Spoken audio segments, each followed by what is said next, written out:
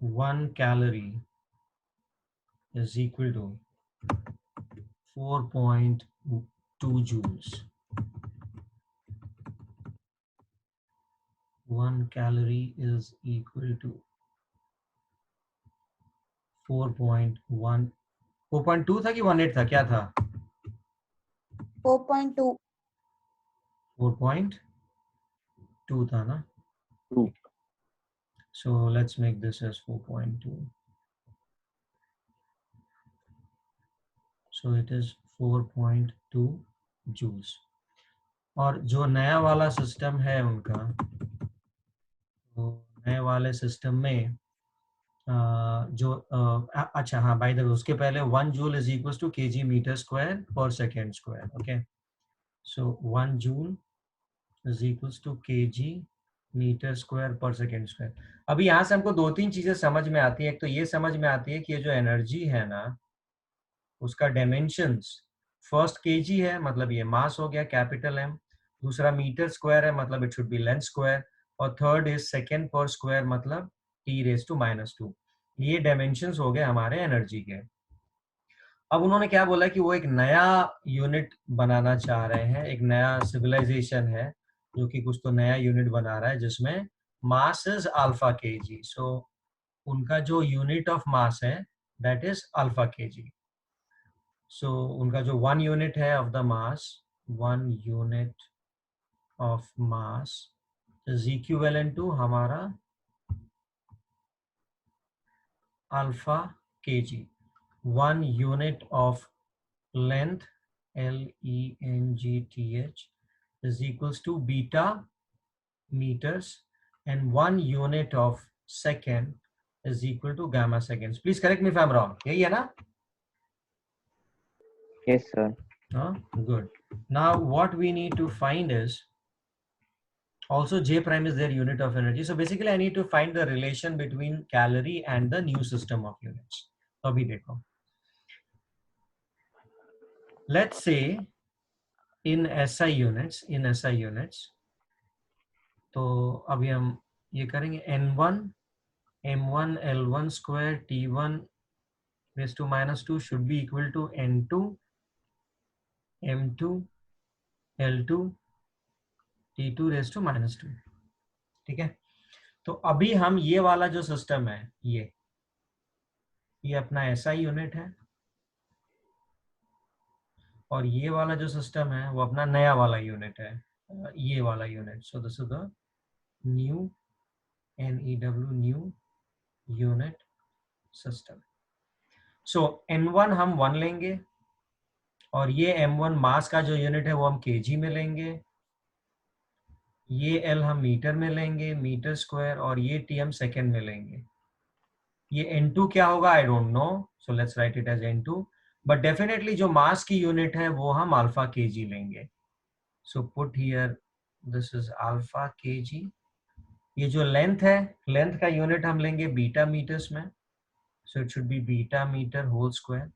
और जो टाइम है वो गैमा सेकेंड से. तो देखो यहाँ पे T⁻² है, सो उसको हम डिनोमिनेटर में लेके जाते हैं बिकॉज पावर -2 है. तो यहाँ पे अच्छे से गैमा सेकेंड्स का स्क्वायर लिख देंगे. So from this relation what I get is that 1 kg metre square per second square is equal to N2 alpha kg beta square metre square by gamma square second square. ये second square ये यहाँ से cancel out हो गया, metre square से गया, kg से गया. तो अपने को क्या मिला पता है क्या? This N2 is equal to gamma square ऊपर आ जाएगा, अल्फा एंड बीटा स्क्वायर नीचे आ जाएंगे. मतलब 1 kg metre square per second square is equal to gamma square alpha into beta square in the new unit that is J prime. ये बात सबके समझ में आ रही है क्या? Yes, sir. तो अब अगर ये पता चल गया तो मैं आसानी से बोल सकता हूँ ना, देन 4 पॉइंट कितना था, 2 था कि 18 है, वो मैं बार बार कंफ्यूज होता हूँ. 2. 4.2 या सो 4.2 4.2 kg meter square per second square would be 4.2 gamma square by alpha beta square into j prime. And what is this 4.2? This is 1 calorie. समझ में आया? So 1 calorie in the new system is equals to 4.2 gamma square alpha beta square j prime. Answer क्या है देखो?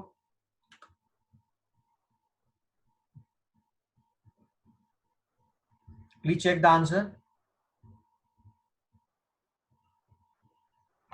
4.2 gamma square alpha upon alpha beta square. 4.2 yeah gamma square alpha into beta square. ये समझा क्या आप लोगों को? Yes. So please explain again. हाँ Yes, sir.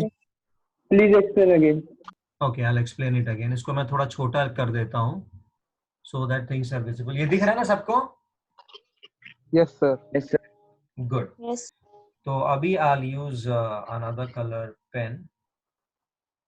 आज मैं अपना लेक्चर रिकॉर्ड भी कर रहा हूँ. So what I'll do is that I'll put it on the net also so that आप इसको रेफर भी कर सको.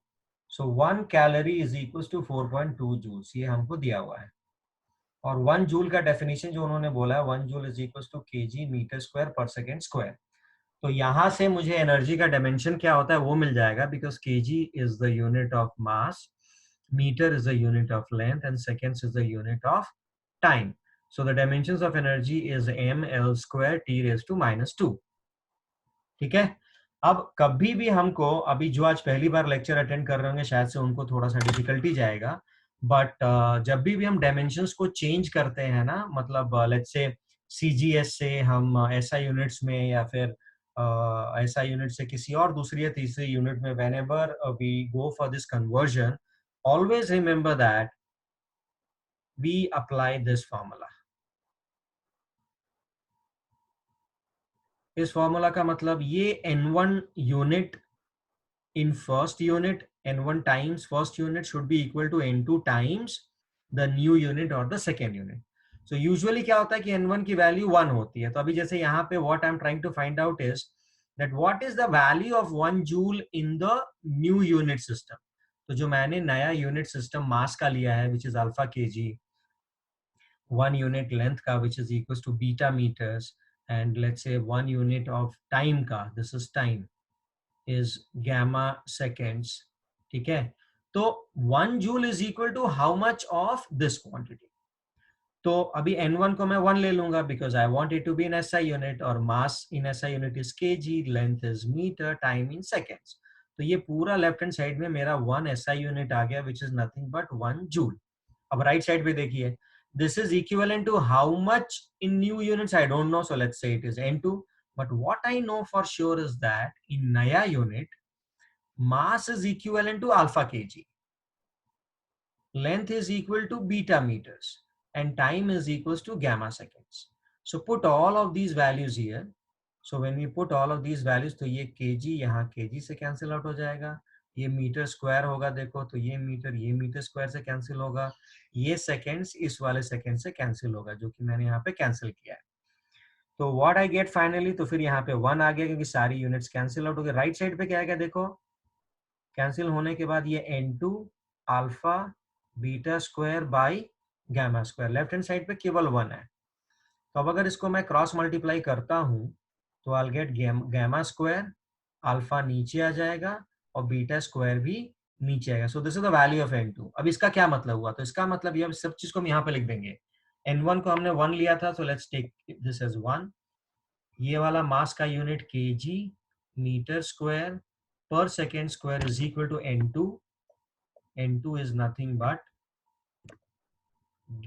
Gamma square by alpha beta square. और ये सब जो यूनिट्स है ना, ये न्यू यूनिट्स हैं, और न्यू यूनिट को साथ में उन्होंने बोला this is equal to J prime.